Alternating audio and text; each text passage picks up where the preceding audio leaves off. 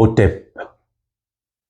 Nous continuons notre réflexion sur la suppression des partis politiques. Et la question qui vient à l'esprit immédiatement, c'est de savoir ce qu'on fait après. Je vous ai dit au début de cet entretien, lorsque nous avions commencé à parler de partis politiques, je vous ai parlé de compétences. La compétence, c'est la capacité de travailler efficacement dans un domaine donné. Alors, comment reconnaître les compétences? Par l'étude, lors de l'éducation, lorsqu'on a des dossiers sur des individus. Les compétences, il faudrait les ranger dans un répertoire. Un répertoire déterminant les secteurs prioritaires pour notre pays. Donc, nous prenons répertoire sur les compétences dans le domaine de l'enseignement, dans le domaine technique, dans le domaine même religieux, en fait, etc. Nous savons que nous avons des compétences dans tel ou tel domaine. Et lorsqu'il s'agit de nommer des gens à ces domaines-là, on se réfère à ce répertoire de compétences et on choisit le cahier ou bien le répertoire des compétences. Les gens doivent être absolument à l'aise quand ils travaillent. On ne nomme pas les gens parce qu'ils sont parents, parce qu'ils sont amis. On les nomme parce qu'ils sont compétents. Et cette compétence doit être suivie, on doit les suivre dans la réalisation de ce qu'on leur demande. Si à un moment donné, on s'aperçoit qu'il y a une défaillance, il faut changer. Cette nomination de compétences relève évidemment du président de la République qui, c'est dans le cadre du conseil de gouvernement que l'on choisit des gens avec des compétences. Si on a des doutes sur un sujet donné, on propose 2 ou 3 candidats et on leur demande de faire un projet de réalisation dans ce domaine-là. Ensuite, on présente les propositions de projet pour dire, voilà, le projet de tel nous paraît le plus sérieux. Et c'est lui qui doit conduire ce projet qu'il a fait et on le nomme consensuellement pour l'envoyer à son numéro. Alors, par rapport aux élections, circonscriptions électorales, les circonscriptions électorales doivent être décidées de manière consensuelle. Et ces décisions doivent être respectueuses de la densité de la population de telle ou telle circonscription. On ne dit pas a priori parce que moi je suis de telle province ou de telle localité, je vais avoir plus de circonscriptions électorales comme ça, j'aurai plus d'élus pour me soutenir. Non. Il s'agit de voir quelle est la population de chaque circonscription. Et en fonction de cela, en fonction de la population, on crée les circonscriptions électorales. Et les circonscriptions électorales fonctionnent comme celles que nous avons maintenant. Mais je proposerais que dans chaque province, par rapport aux élections, il y ait une loi électorale, que les gens de la province se réunissent et de manière consensuelle décide une loi, propose une loi de circonscription électorale, par exemple, dans la province de l'Estuaire, dans la province de Langounier, dans la province du Haut-Tougou. On propose une loi électorale qui doit naturellement être soumise à l'Assemblée. C'est l'Assemblée qui approuve en dernier lieu pour dire nous acceptons telle loi électorale ou bien l'Assemblée apporte des rectifications qu'il faut pour que ça soit équilibré. L'essentiel, c'est que les circonscriptions soient déterminées selon la population.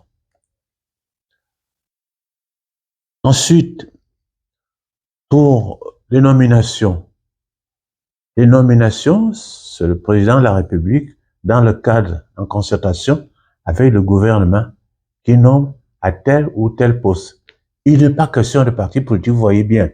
Il n'est pas question de parti politique. À partir du moment où nous avons un répertoire des compétences que nous estimons valables pour le pays, et si on n'en a pas pour le moment, on se débrouille pour en former. Il faut les envoyer en formation ou bien il faut les former sur place. Une fois on a donc ce répertoire d'hommes et de femmes compétents, on ne s'occupe pas de savoir si c'est un homme, si c'est une femme.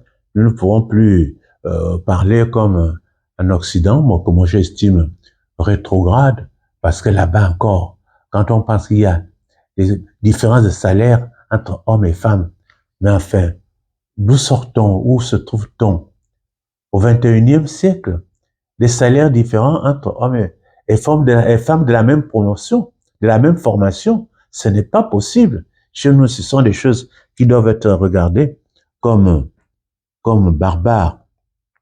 Donc alors, l'essentiel pour moi, c'est nous voulons partir de la compétence. Et ces gens compétents doivent être répertoriés, leur nom consigné dans un répertoire. Et lorsqu'on cherche quelqu'un à nommer dans tel ou tel secteur, on regarde ceux qui sont compétents dans ce secteur-là.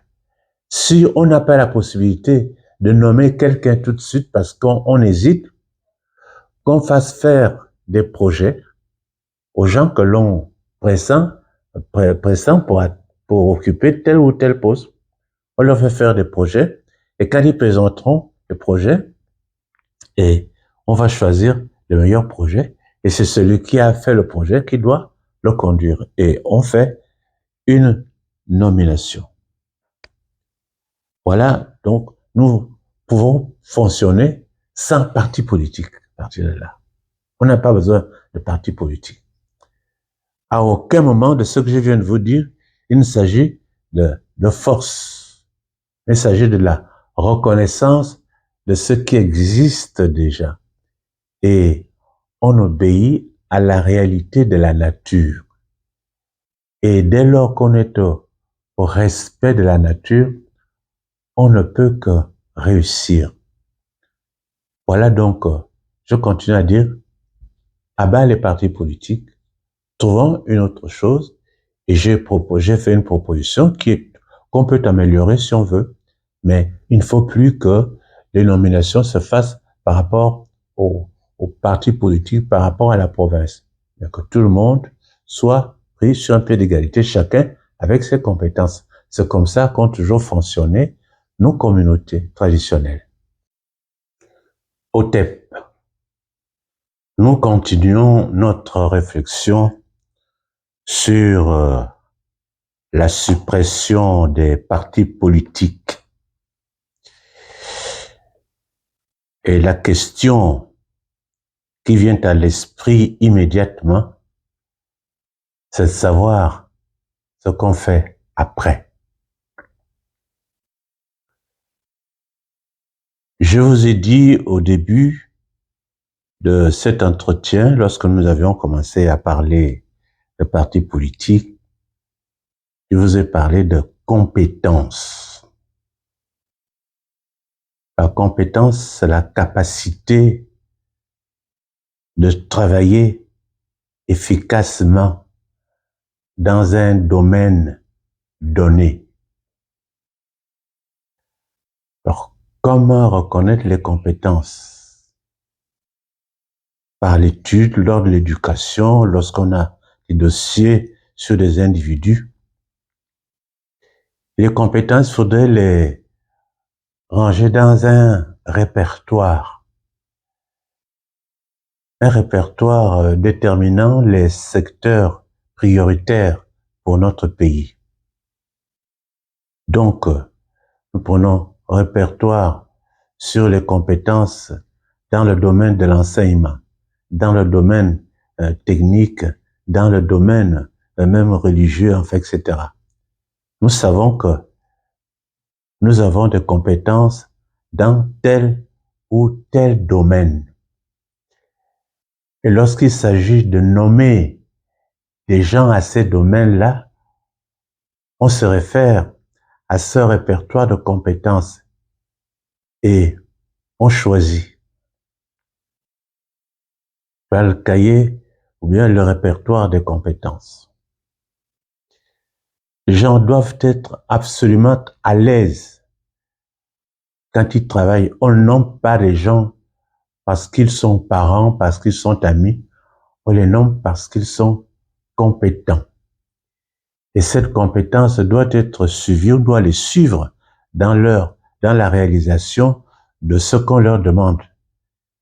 Si à un moment donné, on s'aperçoit qu'il y a une défaillance, il faut changer.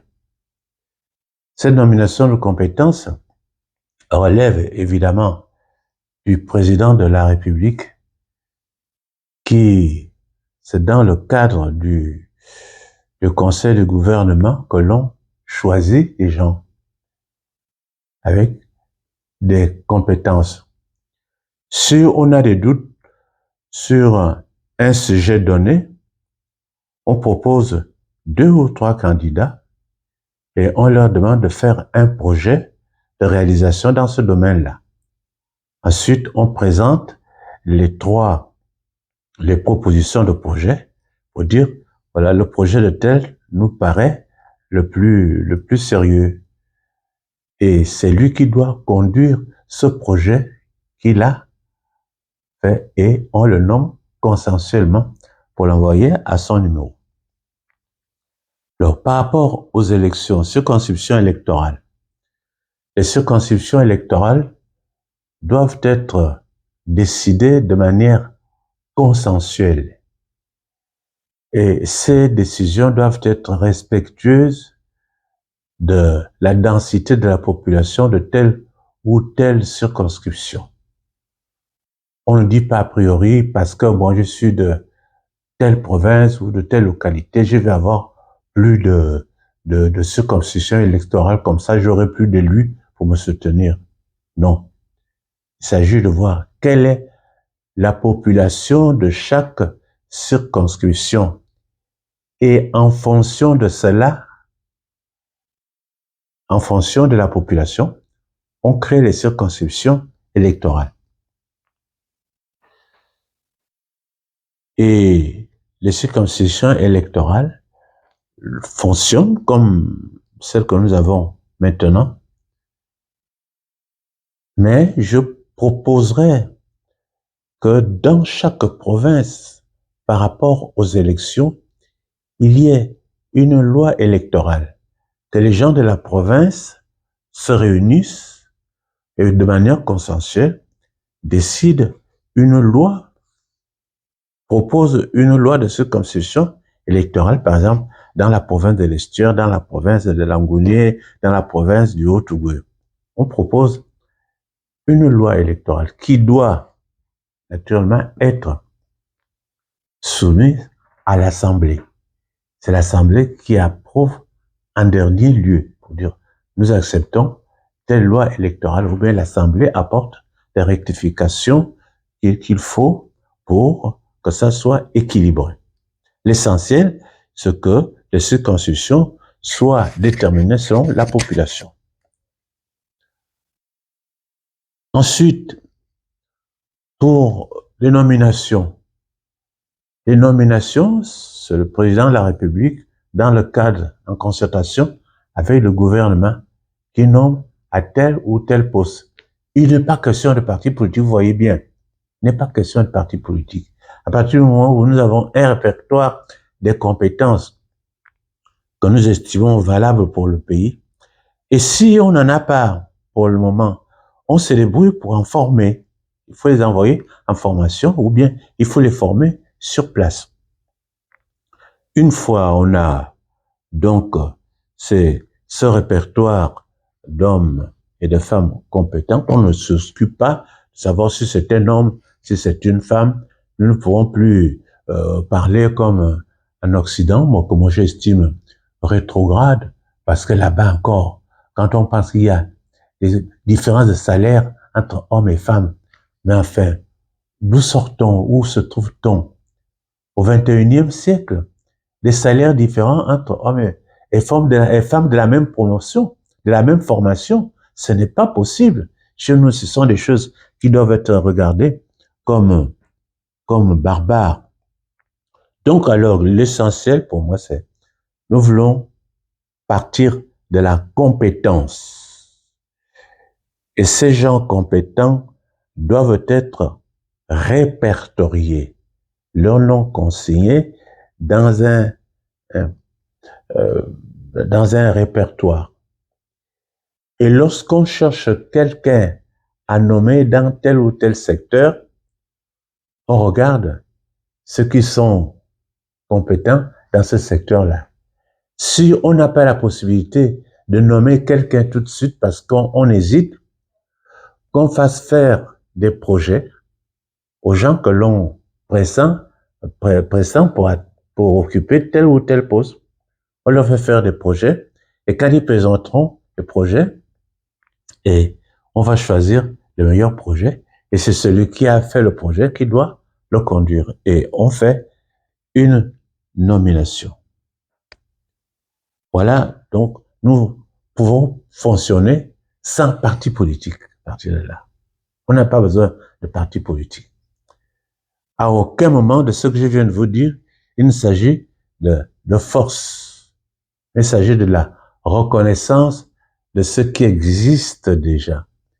Et on obéit à la réalité de la nature. Et dès lors qu'on est au respect de la nature, on ne peut que réussir. Voilà donc, je continue à dire, à bas les partis politiques, trouvons une autre chose, et j'ai fait une proposition qu'on peut améliorer si on veut, mais il ne faut plus que les nominations se fassent par rapport aux partis politiques, par rapport à la province. Mais que tout le monde soit pris sur un pied d'égalité, chacun avec ses compétences. C'est comme ça qu'ont toujours fonctionné nos communautés traditionnelles.